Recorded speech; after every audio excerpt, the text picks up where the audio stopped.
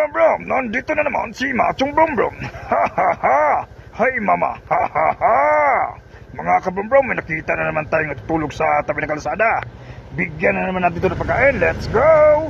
Punta tayo sa McDo mga kabrom brom para bumili ng pagkain para ibigay doon sa natutulog sa tabi ng kalsada.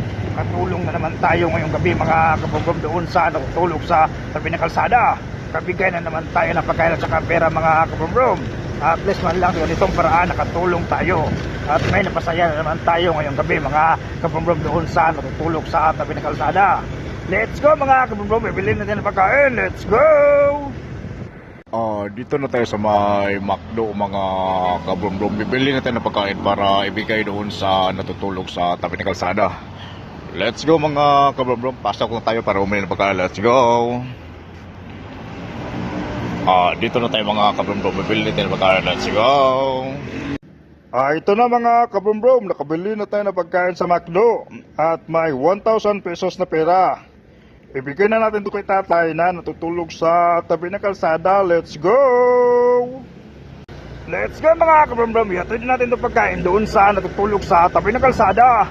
Natulong na naman tayo ngayong gabi mga kabrom-brom doon sa natutulog sa tabi ng kalsada. Kabigay na naman tayo ng pagkain at saka pera mga kabrom-brom.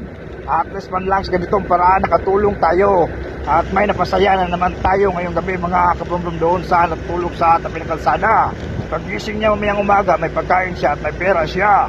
Sa ganitong paraan natulungan natin siya mga kabrom-brom sa binigay natin pagkain at pera. Mga kabrom-brom, at least man lang may natulungan na naman tayo ngayong gabi. Let's go mga kabrom-brom, ihatid natin ng pagkain at pera. Let's go! Nandun sa tatay mga kabrom-brom, lapitan natin para ibigay itong pagkain McDo at saka 1,000 pesos na pera. Let's go, lapitan natin para ibigay itong pagkain. Dito siya mga kabrom-brom.